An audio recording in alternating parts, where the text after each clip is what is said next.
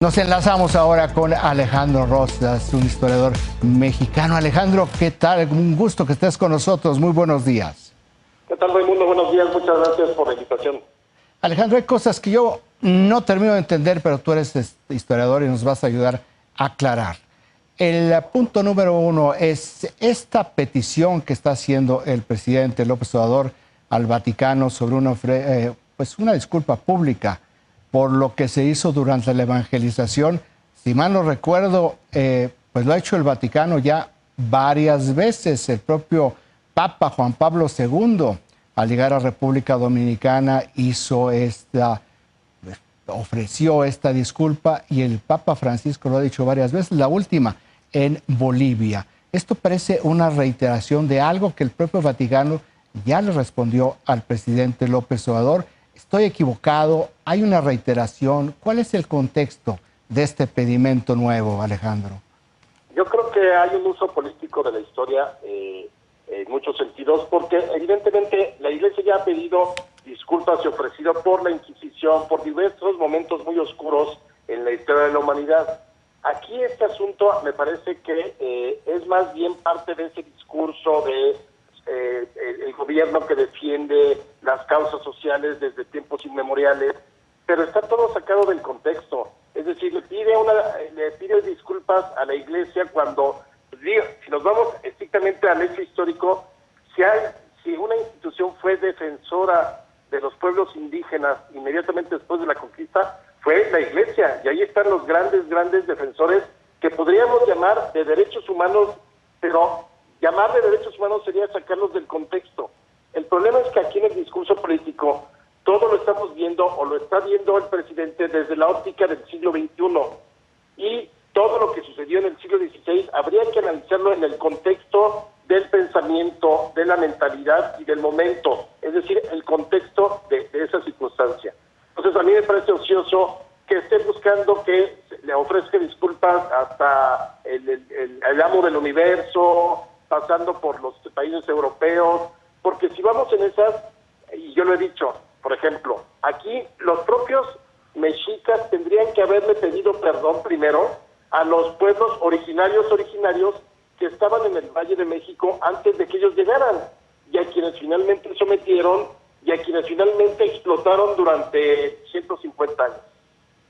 Oye, Alejandro, ahora, sí, esto es como un círculo donde nunca terminaríamos. También el presidente le pide al Papa Francisco un poco que reivindique a Miguel Hidalgo y a José María Morelos y Pavón, a quienes excomulgaron, pero si mal no recuerdo, la Iglesia Católica hizo una especie le pidió perdón 160 años después, un poco tarde, pero les pidió perdón, y según tengo entendido, están enterrados en la Catedral Metropolitana. No, ahí fíjate, hay varias cosas. Nuevamente, sacar de contexto todo. La Iglesia Católica, como institución, no tendría por qué reivindicar a Hidalgo y a Morelos, porque ese es un asunto totalmente de la política interna de México en su momento. Ahora, hoy los vemos como héroes y son nuestros padres fundadores, muy bien. Creo que son dos personajes verdaderamente importantes y hay que reconocerles muchas cosas. Pero en su momento ellos eran forajidos, discúlpenme. Hidalgo se levantó en contra del régimen establecido. Que hoy estemos a favor de lo que hizo, claro, pero nuevamente sacar de contexto. Morelos igual, por eso terminaron siendo ejecutados. Ahora, la reivindicación que porque los excomulgó, la excomunión nunca tuvo validez por razones, digamos, de procedimiento. Número dos, Hidalgo y Morelos se reconciliaron con la Iglesia y la Iglesia con ellos después de su proceso eclesiástico, es decir, los dos murieron dentro del seno de la Iglesia en la que crecieron y en la que creyeron. Se les dio la solución, se les dio la comunión antes de morir. No hay mayor cosa que hacer en ese sentido. Y tercero, hoy no están ya en la catedral, pero sí lo estuvieron hasta 1925. En ese año, Hidalgo y Morelos, junto con otros caudillos, fueron trasladados de la catedral al Monumento a la Independencia. Yo creo que fue una precaución de calles, porque como se venía encima ya el conflicto religioso, la guerra cristera, decidió ponerlos, digamos, bajo custodia del gobierno, y por eso los lleva al Monumento a la Independencia. pero yo creo que ya no tendría que hablar de una reconciliación por lo que le hicieron a Hidalgo y a Morelos.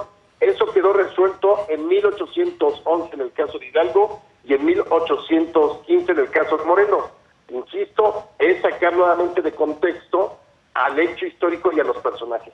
Oye, este fin de semana el gobierno de la Ciudad de México tuvo que retirar la estatua de Colón, dijo que para mantenimiento, pero por la amenaza de que la iban a tirar, la iban a derribar. Esto es parte ya de un movimiento en muchas otras partes del mundo.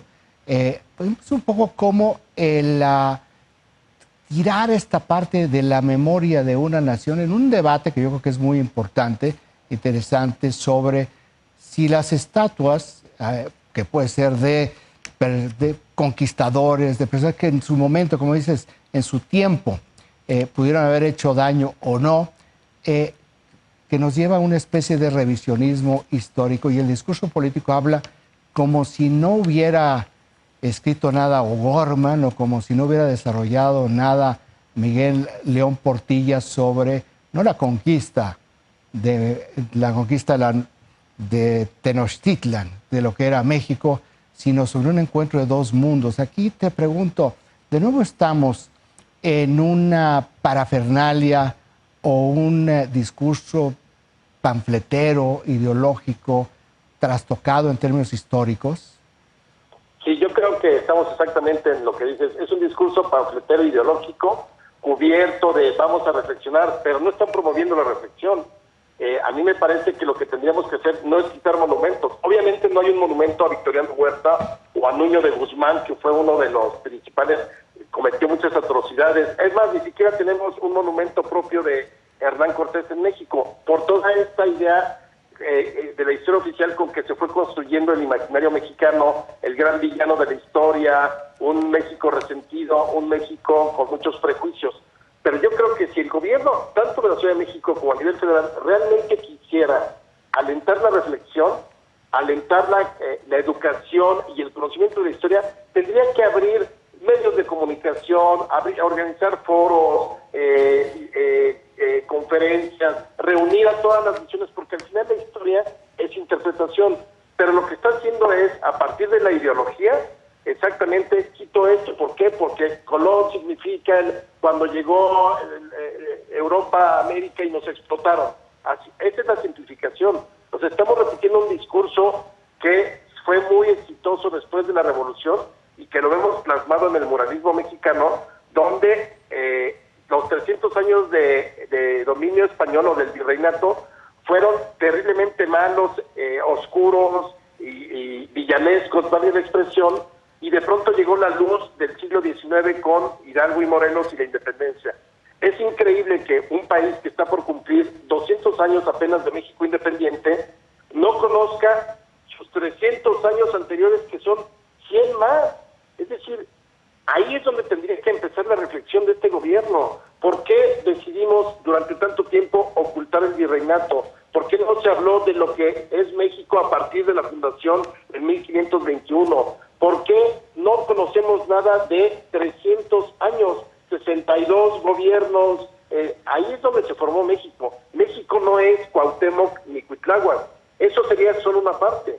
Y yo creo que aquí lo que está ausente, porque ya pesó más la ideología, es exactamente una reflexión sensata, clara y precisa de lo que ha sido nuestro pasado. Eso es lo que yo tendría que, yo le exigiría al gobierno que hiciera, y no quitar una estatua, con el pretexto de que la van a restaurar. Restauraron el caballito en su lugar, están restaurando el ángel en su lugar. Aquí me parece que ya no la vamos a ver de vuelta, a menos de que cambie el gobierno en el 2024. Alejandro, encantado que hayas platicado aquí con nosotros. Muy buenos días.